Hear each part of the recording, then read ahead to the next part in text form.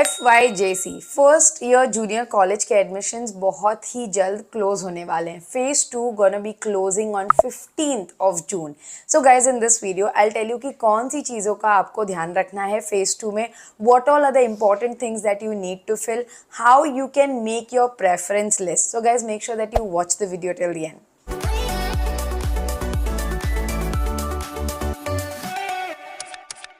Hi guys, welcome back to media mentor. Now talking about phase 2 admission, जो बच्चों ने phase 1 complete किया है, वेरिफिकेशन ऑफ द डॉक्यूमेंट, वही फेज 2 में एनरोल कर सकते हैं। Now lot of students who are confused कि कॉलेजेस में सब्जेक्ट कॉम्बिनेशन कैसे बनाना है, specially there are students who do not want maths. So here guys let me tell you, आपको ज़रूरी नहीं है कि आप मैथ्स लोगे तभी आपका करियर अच्छा हो पाएगा। There is lot of alternatives that you have, so I will tell you about the subject combination as well. So stay tuned till the end, but first I'll just take you through the timeline that is important. The last date 15th of June के पहले आपको बनानी है preference list और आपका subject selection. जिस college में जो ऑफर हो रहा है उसके हिसाब से आपको वो सारी चीज़ें देखनी है। फर्स्ट थिंग इज, अगर आप जनरल कैटेगरी स्टूडेंट हो तो आपको सिर्फ 11thadmission.org पे पूरा अपना एप्लीकेशन प्रोसेस ख़त्म करना है।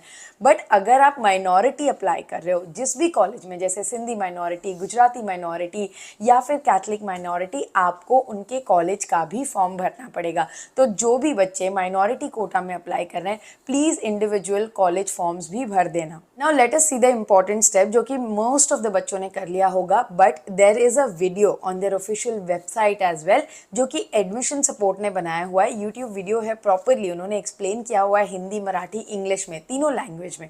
But I just run through you in terms of कि before you fill the part 2 form, आपको फॉर्म 1 कंप्लीट करना है। दूसरा चीज़ कि your document should be verified from the centre, either online or offline. You are allowed to select 1 stream and 1 medium, ये ध्यान में रखिएगा। एक ही स्ट्रीम, ऐसे नहीं है कि आपने आर्ट्स, कॉमर्स, साइंस में से 2 कर लिया, एक ही करना है, और एक मीडियम, या तो हिंदी या इंग्लिश जो भी आप करना चाहो, या मराठी। अब पार्ट 2 फॉर्म में सबसे इंपॉर्टेंट चीज़ कि आप सिर्फ 10 कॉलेज सिलेक्ट कर सकते हो। अब ये जब 10 कॉलेज सिलेक्ट करना है तो आप अपनी जो है वो प्रेफरेंस लिस्ट कैसे बनाओगे, इन्होंने क्लियर लिखा है, ensure that you lock your application after filling it out to submit your preference। जब आप लॉक करोगे तो आपका जो प्रेफरेंस है वो लॉक हो जाएगा।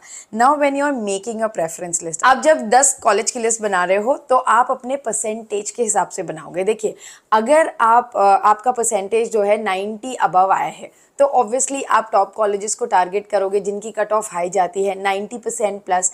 85% के नीचे जिनका आया है उनको थोड़े लो परसेंटेज कॉलेजेस भी इंक्लूड करने चाहिए।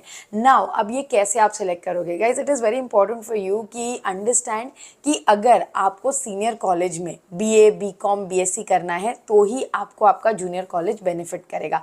अगर आप किसी भी तरीके का सेल्फ फाइनेंस कोर्स करना चाहते हो तो आपका जूनियर कॉलेज आपको बेनिफिट नहीं करेगा। जैसे कि सारे सेल्फ फाइनेंस कोर्स, आपका BMM हो गया जो कि मास मीडिया, BMS हो गया वो तो CET के होने वाला है, BAF, BBI, BFM, जो भी कोर्स की आप बात करो। बट अगर आप ट्रेडिशनल कोर्स करना चाहो जैसे कि BA, BCom, BSc, then yes आपका junior college will help you. जैसे मिठीबाई कॉलेज में अगर जूनियर कॉलेज आप करोगे, आपका 12वीं में 54 भी आएगा तो आपको BCom में वहाँ पे एडमिशन मिल जाएगा। तो ये बेनिफिट है। अगर आपका 90 अबव आया है तो टारगेट बेटर कॉलेजेस जो कि हाई परसेंटेज पे हैं, अगर आप ट्रेडिशनल कोर्स आगे की सोच रहे हो तो। Otherwise you can select the college जो कि आपके एरिया में हो।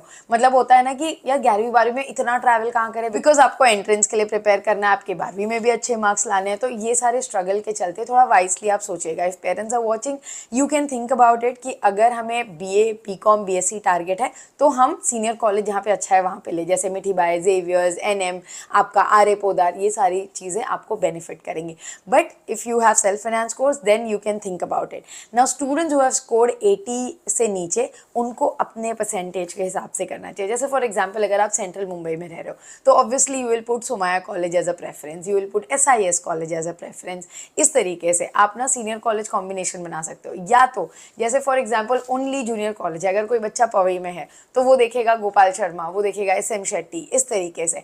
And if you are in the western Mumbai तो ऑब्वियसली आपके पास भवंस है, NM है, मिठीबाई है, यू हैव MMK, बहुत सारे कॉलेजेस हैं जिनका लो परसेंट में भी हो जाएगा, राइट। और एक चीज़ गाइज, आपका जो कैप राउंड होता है ना, जैसे कि पहला कैप राउंड आपका होगा उसके बाद सेकेंड कैप राउंड में आप अपने प्रेफरेंस चेंज कर पाओगे। So please do not worry, आपने जो 10 कॉलेजेस लगाए, समझो अगर आपको किसी में भी नहीं आया, so you don't have to panic, आप सेकेंड कैप में उसको चेंज कर सकते हो।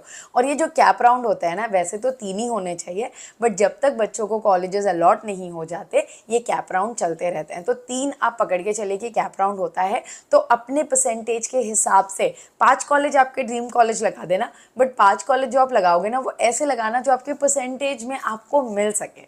One more thing you need to keep in mind कि अगर एक बार आपको कॉलेज अलॉट हो जाएगा और आपने उसको छोड़ दिया तो वापस से वो कॉलेज में आपको सीट नहीं दी जाएगी। So you have to be very careful कि आपको कॉलेज रखना है या नहीं रखना है। सो प्लीज़ वो बहुत ध्यान से करिएगा, बिकॉज कैप राउंड में क्या काफ़ी सारे सेंट्रलाइज प्रोसेस होते हैं, तो आपको केयरफुली उसे फॉलो करना है, so that if you don't want the college you leave it, if you want and you are confuse in this rethink, क्योंकि आपके पास 1-2 दिन होता है उसको लॉक करके एडमिशन लेने के लिए।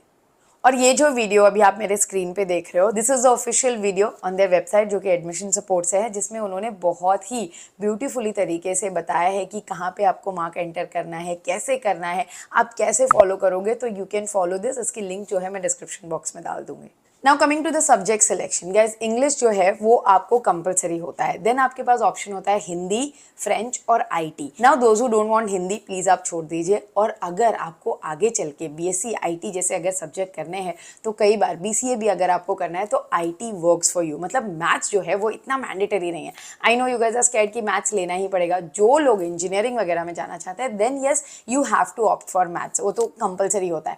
बट अगर आपको मैथ्स नहीं चाहिए तो then you have subjects like IT, you have subjects like SP and you have subjects like OM, जो कि आप ऑप्ट कर सकते हो अगर आप फिनेंस में आगे कुछ करना चाहते हो। जैसे आपका BAF, BBI, BFM, ये सारे सब्जेक्ट्स जितने भी फिनेंस के हैं, आप अगर SP भी ऑप्ट करते हो देन यू आर एलिजिबल। सो ऐसा नहीं होगा कि अगर आपने मैथ्स नहीं लिया है तो आप सिर्फ आर्ट्स के लिए एलिजिबल हो। So I just wanted to clear this doubt, because lot of parents ask me during counselling session कि अगर मैम मैथ्स नहीं लिया तो क्या करियर ऑप्शन बचता है बच्चे के लिए। So there is lot of option that is available. Only जो टेक्निकल सब्जेक्ट्स हैं जैसे कि इंजीनियरिंग हो गया, वहां पे आपको प्रॉब्लम आ सकती है। बट अगर आप आईटी में भी जाना चाहो तो आईटी वर्क्स। एंड अगर आप मैनेजमेंट में, जैसे कुछ बीबीए जो है जहां पे मैथ्स पूछा जाता है, वहां पे अभी operation management, organization of commerce management, ये 2 सब्जेक्ट्स हैं जो आप ऑप्ट कर सकते हो अगर आप बीबीए में पर्टिकुलरली कोई स्पेशलाइजेशन करना चाहो तो। बीएमएस के लिए आप सीईटी देना पड़ता है after your 12th, and CET कोई भी बच्चा दे सकता है, इवन आर्ट्स का भी। Also guys if you want to opt for CA in the future then yes आपको मैथ्स लेना होता है in your commerce, so there are few subject। obviously अगर आपको मैथ्स पसंद ही नहीं है तो आप सीए कैसे कर पाओगे। so अगर आपका करियर ऑप्शन आप ओपन रखना चाहते हो with CA then yes maths is important, but if you don't like maths I would not recommend the career scope like CA। there is lot of other option that is open for you। do let me know in the comment box below guys कि आपका tension तो दूर हो गया ना कि maths लेना ही पड़ेगा उस चीज़ को लेके। और कोई क्वेश्चन है तो प्लीज़ बता देना, I will definitely come up with the video so that it will help lot of students। I hope guys the video was informative, and also before I end this video let me tell you, if you want to get in touch with me personally for counseling session you can WhatsApp on this number, my team will get back to you with all the details। I hope guys the video was informative, thanks for watching and stay tuned for a lot of such informative videos on Media Mentor। don't forget to like, share and subscribe।